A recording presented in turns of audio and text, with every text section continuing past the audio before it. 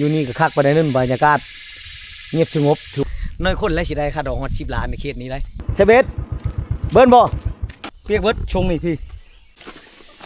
อยู่บ้านตะลุนี่บ่หากมื้อเดียวเราเฮ็ดนี่ผู้ได้หลายเท่าไรทุกคนพวก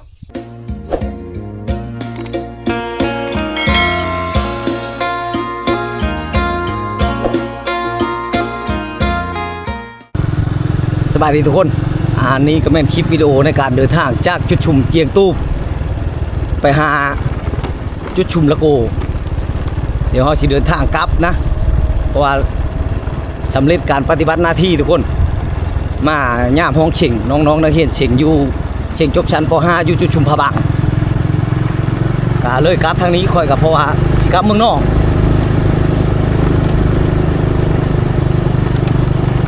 คุณและทุกคนความพูดนั่นแหละกลับไปจุดชุมละโกออกใช้บ้านดงสวรรค์แล้วก็เข้าชูเมืองนอกแล้วก็ไปจุดชุมตากอะไรเมื่อบ้านพูดแล้ว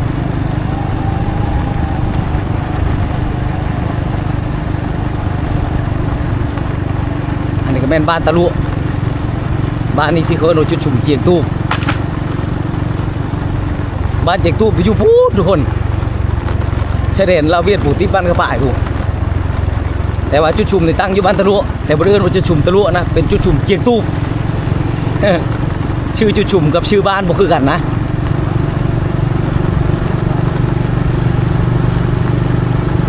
จะบ่คือชื่อโรงเรียนถ้าเป็นชื่อโรงเรียนตั้งอยู่บ้านแต่ชื่อคือบ้านนั้น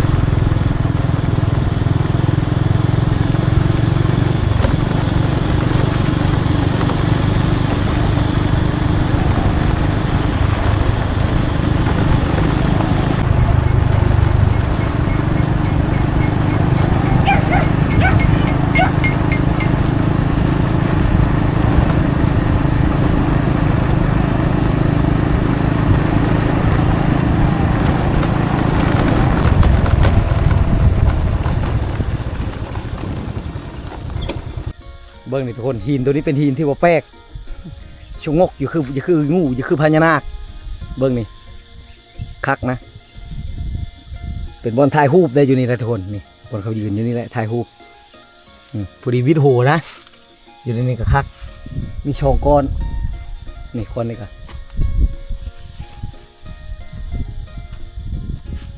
บอลเขาถ่ายรูปได้วิวงามอยู่นี่นะหลายๆคนทุกคนพนักงานคันเมืองลงมาเพื่อนก็จะมาถ่ายรูปอยู่นี่หลายคนก็มักเป็นบอลที่ว่างามเป็นหินที่ว่าแป๊กนะถ้าว่าไฟมาบริษัทยืนถ่ายรูปอยู่บอลนี้ช่ำบริมาจุดชุมเจกตูบเขาว่ะ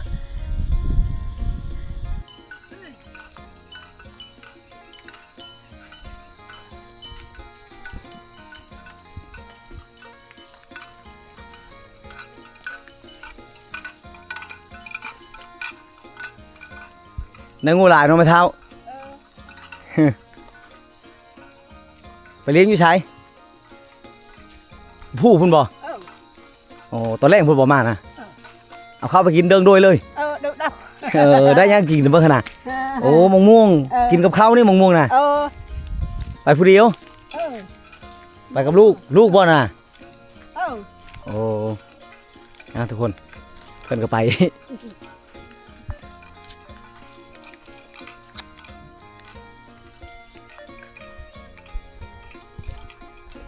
ในนี้แหละทุกคนอยู่เขตชนบทนี่เห็นว่าเขาได้งูได้ควายหลายเนี่ยบนแม่นเรื่องง่ายได้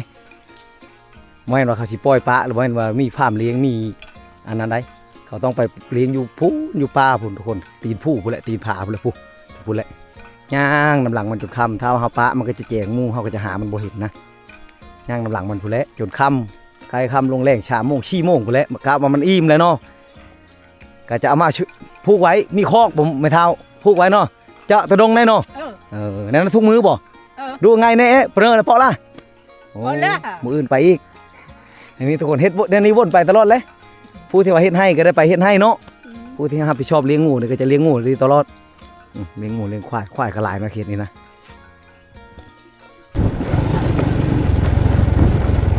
โอ้ไปใช่ดิเฮ็ดให้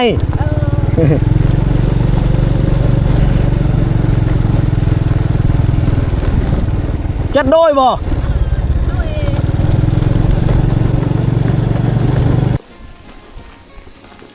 หาอยู่ชั้นหน่อไม้น่ะช่วยปลาบางบ่โอ้ยโอดนี่เอาบางโจกี้หน่อไม้ไล่ เอาบางไล่หรือหน่อไม้ไล่นะทุกคนไปช่องคนเนาะอยู่บ้านตะลุนี่บ่โอ้จะเอาบ้านตะลุนะทุกคนเอามื่อเห็นอะไรกินแกงกิน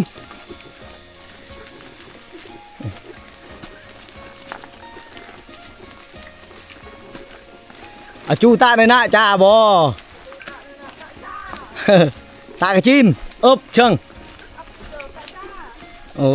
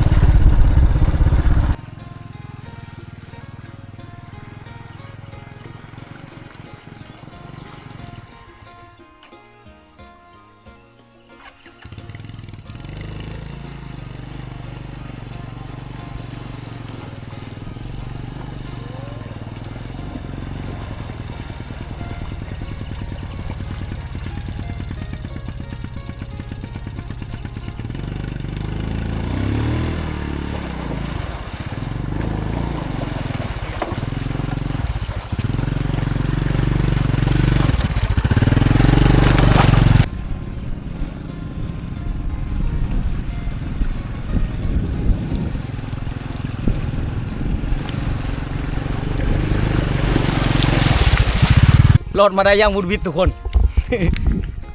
คิดว่าสิไปบ่รอดไปรอดได้เฉยเปียกเบิดชงนี่พี่พอนงามก้นพี่น้ำเพิ่มขึ้นมาใช่พี่เมื่อกี้รถเฮาดับนะเมื่อกี้นี่นะดับอยู่น้ำมาเลยโอ้ลึกน้ำลึกแต่ว่าไปนี่คือสิบ่มีห้วยอีกแล้วทุกคนเพราะคือสิมีเขาเฮ็ดใส่ท่อเขาเฮ็ดทางเรียบร้อยนะขึ้นไปนี่นะว่าทางเขากำลังเฮ็ดแต่ว่าถ้าว่าเป็นฝนตกนี่ก็จะมื่นทางนะครับเขาปูเบตงเป็นบ้อนไปจุดเทว่าผู้ที่ว่าชูมีชื่อนั่นทุกคนวิทย์ฮันอะไรกับเขาจะเป็นดินแดงธรรมดา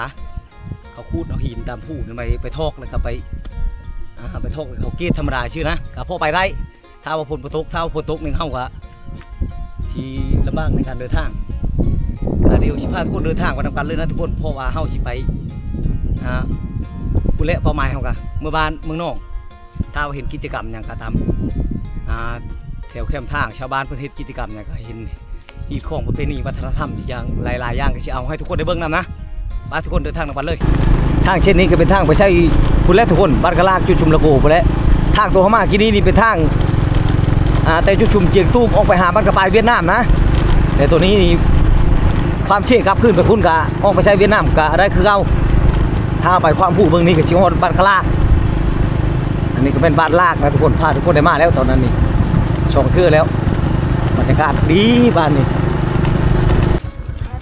จุดตะเละเชเบสเบิ้ลบ่ได้น้องน้อยเพิ่นมาแต่หาป่าทุกคน นี่แหละบนเพิ่นไปชีเบสกะน้ำเช่บางเฮียงตัวเฮาข้ามกันนี่แหละทุกคนเพิ่นบ่ได้ลงคืนฝนตกก็จะเอาน้องน้อยก็จะไปหาป่านะเบิ่งนั่นไปพาคักกันนะทุกคน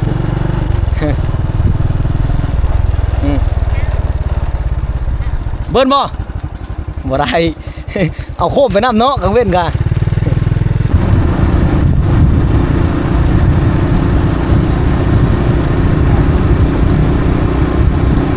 บันชวนตาโซฮะ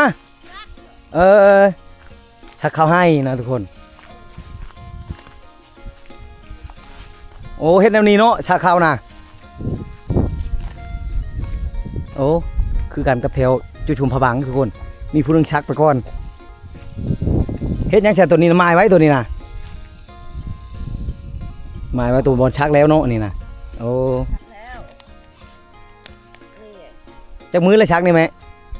ชื่อง่ายเยอะเลยบางไงวนหน้าไหนผู้ชายได้จะไปใช้ใช่นะไปใช้มอง อันตาได้บ่ ตาเจ้โอ้ยห้ามต้องทุกวันเลย เฮ็ดคือกันเนาะ ผู้ชายก็เฮ็ดคือกันแต่ว่าเพิ่นไปหากินนะทุกคนพักผ่อนแล้วก็ไปหากินไปใช้หม่องอยู่เช่พุ่นแหละเด้นี่เวียกผู้ชายเลยทุกคนตัวนี้นี่ตัวนี้เวียกผู้ชายเนาะตัวนี้ เอ้า อันนี้เล็กยังนี่ตากโดนนี่ล่ะ ตากบอแม่ เล็กระเบิดลูกปืนตะกี้นะทุกคนเขามาใช้นี่เขาจะมาแหลมไม้แล้วก็ชบชนิดพร้อมเป็นหูนะตัวนี้นะถ้าว่าแหลมไม้ไปชักโลดกับเวลามันตำหินตำดินบนแข็งๆมันก็จะปูไม้นี่แต่ว่าใช้เล็กนี้คักตำหินแกลกก็บ่เป็นอย่างนะ ได้บุกชักลองมึงได้บ่ ทำได้และขมอมนุ่มเลย น้อยชำนี่ในยั่วอยู่ในเนาะโอ้แนวนี้เลยทุกคนนี่จะโอ้ยบ่ร้ายตัวนั้นไกลพุ่นเลยชำนี่เป็นคือกันได้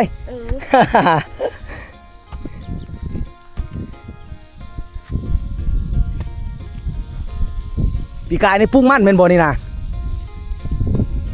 บ่ให้จอพวงใน เบอร์นึง นั่นไทยใน ไทยเบอร์น่ะตาชักเบอร์น่ะจอก ายไทยให้ปุ้งมั่นแต่ว่าบ่มีมั่นปุ้งเนาะไปใช่จะผู้นึงเมื่อกี้นี่ไปยังกันนะพ่ออยู่แรกเลย เด้อ มันน่ะคือพ่ออยู่แรกเลย พ่อก็ได้ อันบัตรในหน้าตาละเนี่ยนะ เขาวุ่น โอ้แล้วนี่เสียหญ้ามันง่ายเลยทุกคนเพื่อจะเสียหญ้าในเบื้องชักไปเลยถ้าว่าเป็นเขตแถวบ้านมีคนนี้แถวเมืองตะโอยนี่เขาจะบ่ชักเลยทุกคนแบบนี้เขาจะบ่ชักเขาให้ใช่นี่เขาจะเสียหญ้าตัวนี้ออกหมดก่อนนี่ปากโลกจนเป็นแบบมีผู้เละนี่เป็นแบบบนนี้ผู้เละจากชักเขาใช่ที่ว่าเป็นแต่ว่าเขตนี้เขาจะแตกต่างหญ้าไปเลยเขาก็ชักเฉยเลยแล้วเสียหญ้าตำหลังนะปืดหาหูลงนี่เนาะ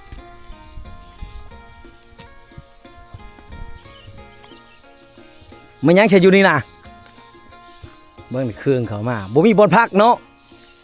ได้ยังนี่นะอันกิน โอ้แป้งเกลือกินมะม่วง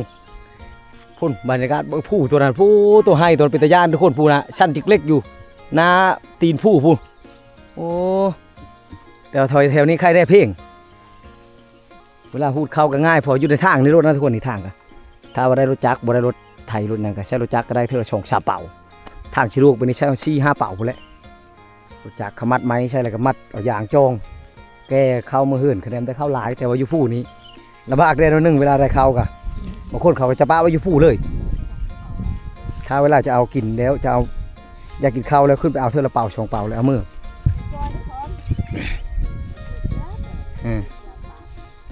น่ะตัวตาน้อง ตาเอาไว้ไว้ โยจ้าด้วยทรืมในยังบ่ได้กินข้าวเช้าทุกคนตอนนี้เวลา7 โมงเมื่อก่อน10 โมง40 นาทียังบ่ได้กินข้าวเช้าลูกจะมืดบ่นี่นะแม่ลูกชาวเจ้าทั้งมืดบ่นี่นะ บ่ ผู้นี้ลูกชาวผู้นี้ เช้าอ่ะ ลูกชาวเจ้านี่ ลูกเชมก้อนเชมคือไหน หลานผู้นั้นได้จ้ะ ประกาศวิดีโอ ลูกไผ่นะผู้นั้นนะลูกไผ่กุมันเลย กมัน จะคนลูกไผ่นะผู้ไปท้ายนะกับลูกเจ้าน ายเท่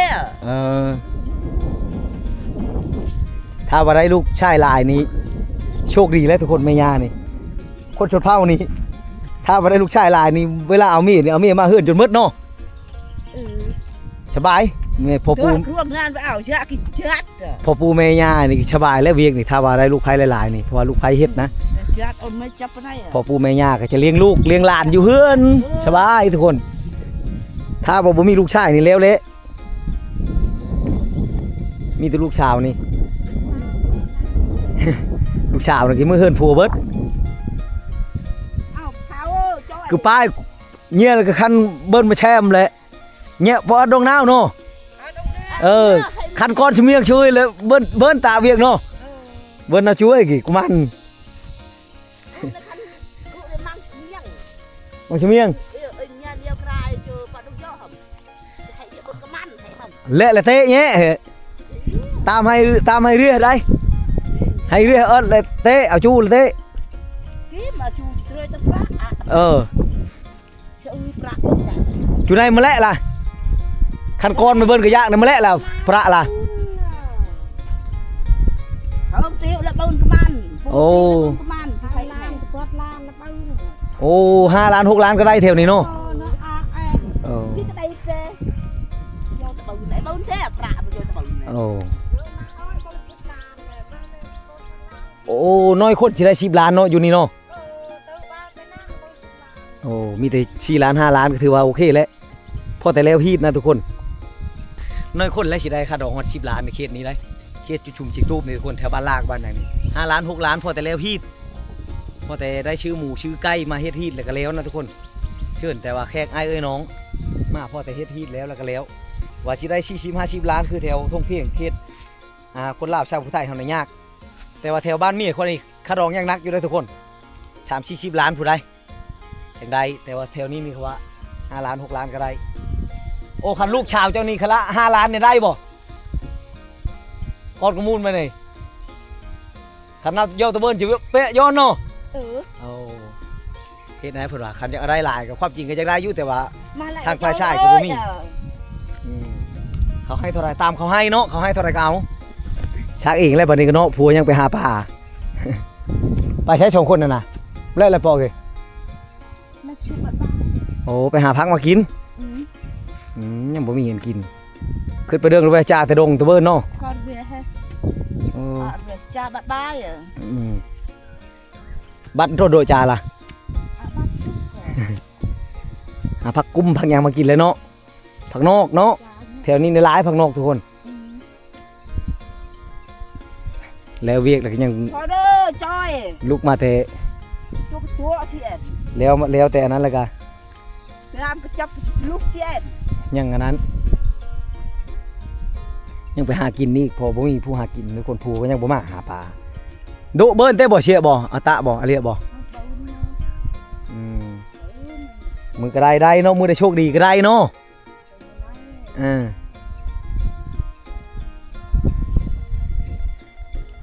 แต่ว่าเวลานำนี่ผู้นำตามหลังนี่ยากได้เด้อนึงแล้วทุกคนเวลาเป็นยามันนี่ได้ปืดหาแล้วแถวนั้นได้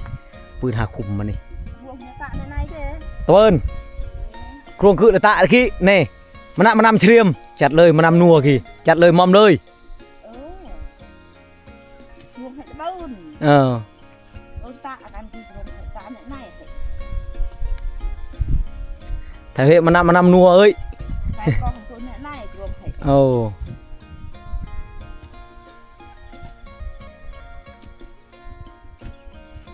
เอาได้แล้วขอบใจเด้อมาเท่าเด้อ หลายคนตะบัดเนาะสีญาเข้าละอกเลยนะทุกคนชักก้อนตะเบิงนี่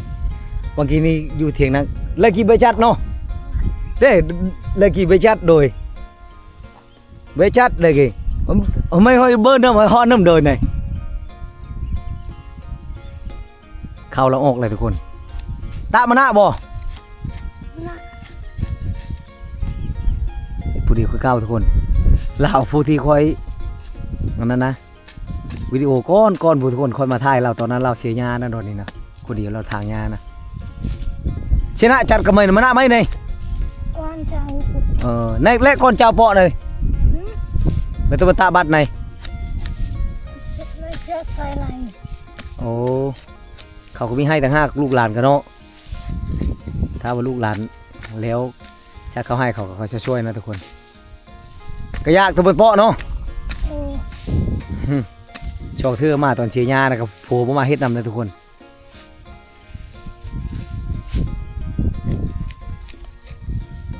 อยู่เขตชนบทนี่หลายบ้านก็เฮ็ดทุกคนผู้ชายเฮ็ดเวียกนำลูกนำเมียแต่ว่าบ้านนี่หลายเธอที่คอยไปท่ายนี่คือว่าน้อยผู้ชายสิมาเฮ็ดเวียกแบบนี้เขาบ่เฮ็ดจ้าเนิ่มโดยบ่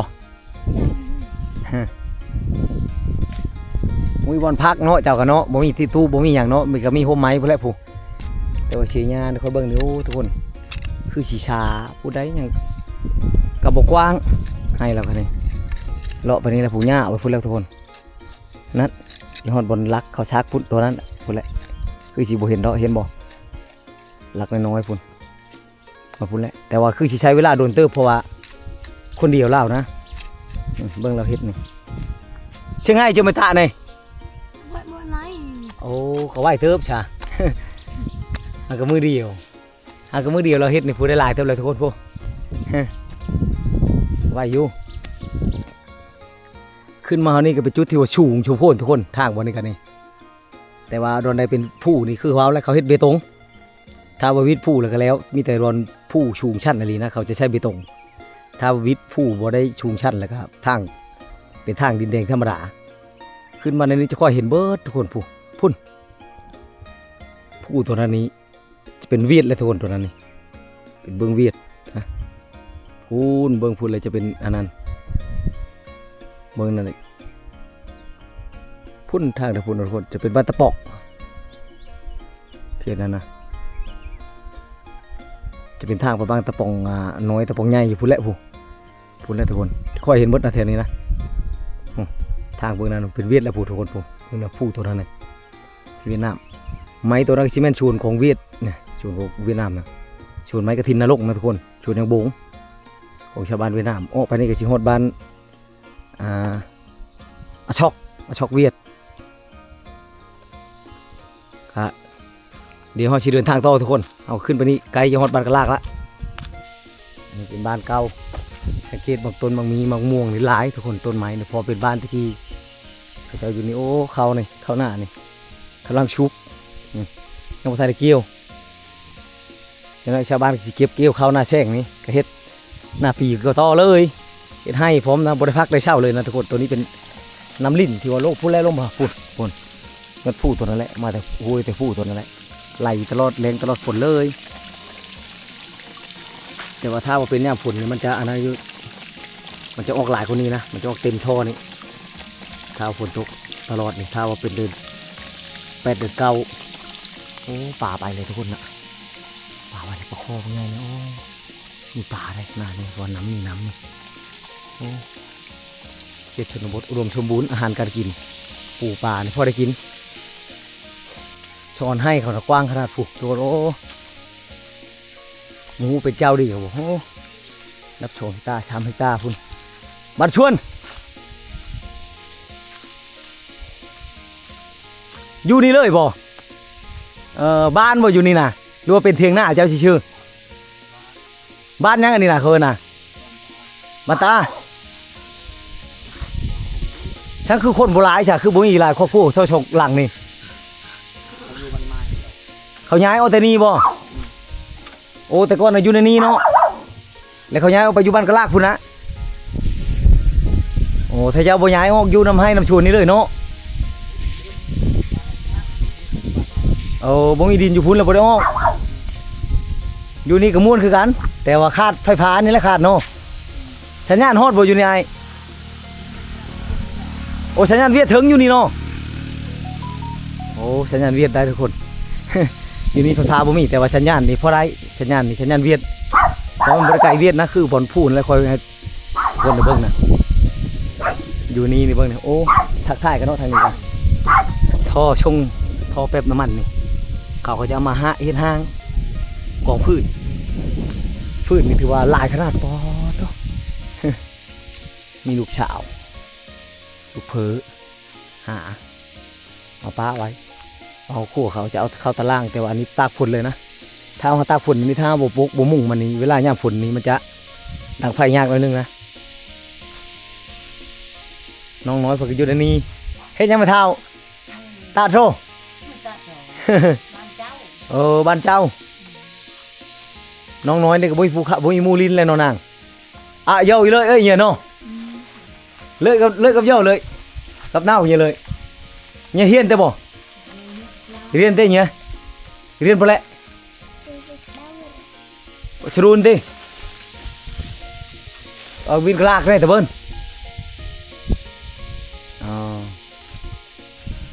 คือสิแม่นว่าตอนเช้าแล้วพ่อแม่ไปชงนะทุกคนไปเข้าโรงเรียนไกลเติบได้แต่นี่ไปก็เพิ่นว่า ชาวบ้านแต่ละครอบครัวออกปลาเบิดยังแต่ชงครอบครัวนี้แต่ว่าเขาบ่มีดินนะทุกคนยังออกอยู่แต่ก็ดีอยู่น้ำให้น้ำชวนอยู่น้ำหน้าและผู้หน้าเขากว้างทุกคน เลี้ยงงูเลี้ยงควายอยู่ในนี้สะดวกสบายนะมากไม้มากตอกินนี่ปูมะม่วงมะมีทุกคนพอเต้านะอยู่ทางหลังนี่ก็เป็นชวนยางบุงปูมะม่วงกับปูทางหลังปูอยู่นี่ก็คักไปได้นั่นบรรยากาศเงียบสงบถือว่าบ่มีความวุ่นวายนะทุกคน